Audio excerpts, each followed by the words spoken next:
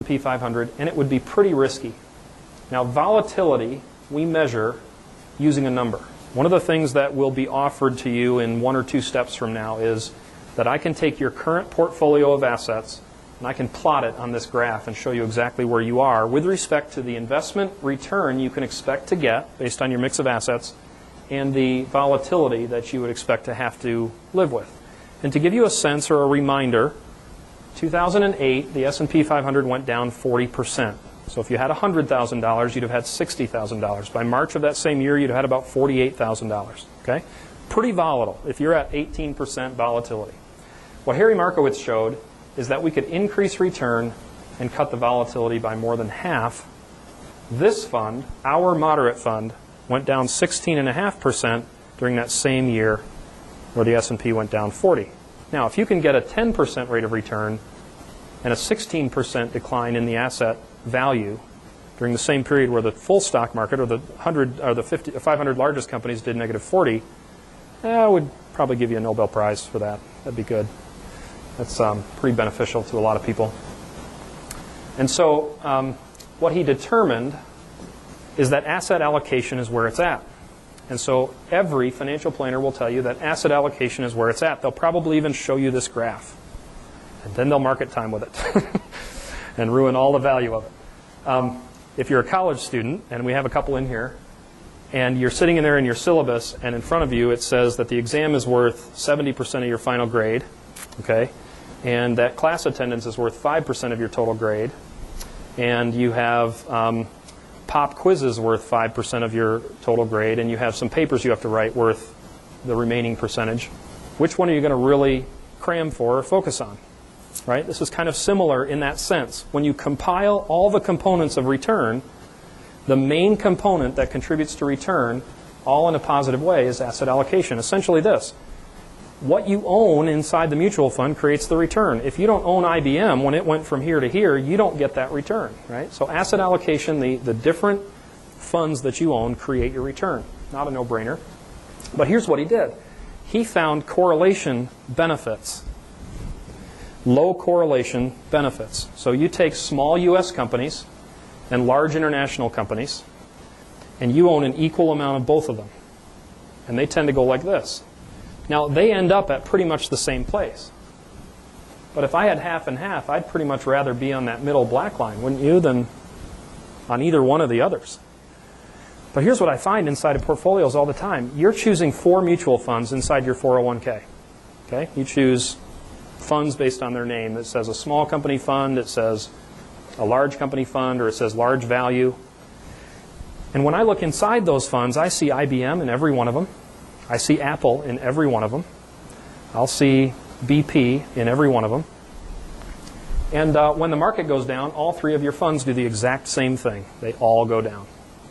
Diversification isn't really present in most so-called active traded funds because these managers are buying and selling, and at the end of a period of time, if they've had a bad go of it during the year, at least they don't want to have to look at the stock list and not own Apple. And that's hard to explain, right? You not only underperformed the market, and you didn't own Apple. Boy, that's tough. So they end up owning all the same stuff at the end of the year because it's pretty hard to justify to your shareholders why you didn't own them. No one's really doing it based on a belief system. Simplified example. And I think we're getting past my book here, but I think you can find this on page 13. Yeah, page 13. The S&P 500 from 71 to 2010 gets 11.75% with that standard deviation of 18.09. So a little bit different period of time, a little better rate of return, all in 500 of the largest U.S. companies during that period.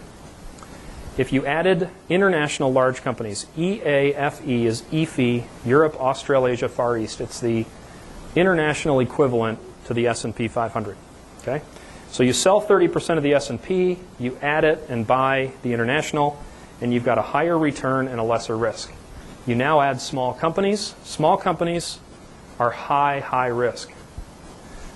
Small companies are very volatile. All by themselves, they're like a 40% standard deviation or a 40-point standard deviation, whereas the S&P 500 by itself is an 18-point standard deviation. But when you put them together, you don't end up with a higher risk quotient. You end up with a similar one because they offset each other. They don't act the same way. over long periods of time. They act differently. So that's modern portfolio theory in a small picture. Everyone who wants to write those down, have those before I move on. So a snapshot of the three-factor model is on page 14 on the left. And it's three factors that contribute to return. We're coming around third base here. Hold on with me.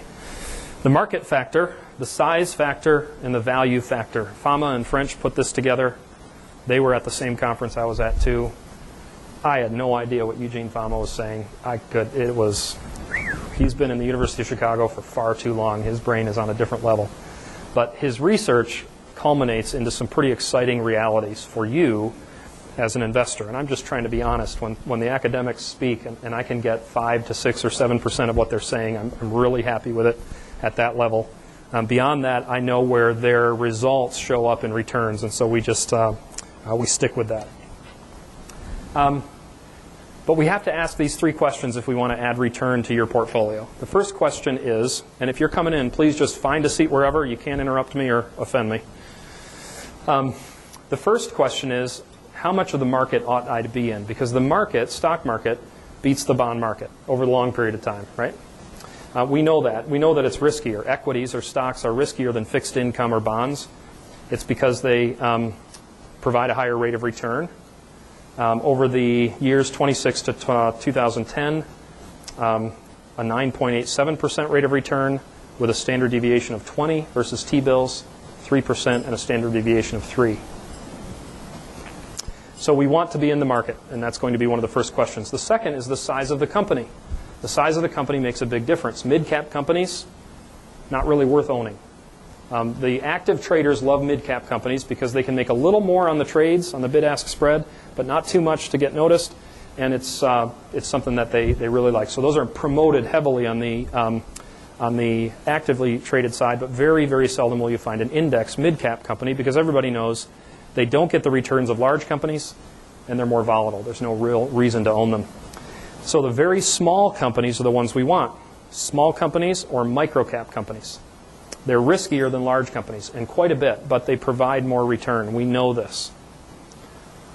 U.S. large companies, that same return with a 20%, and the U.S. small company fund was 30. I think it was small value I was thinking about before as a 40% number. The third is the value factor. Value companies or low book-to-market companies are companies like Kmart. Growth companies are companies like Amazon. So Kmart owns a lot of stuff. They own a lot of buildings, a lot of real estate, a lot of merchandise. And they're pretty much always year on year worth what their stuff is worth.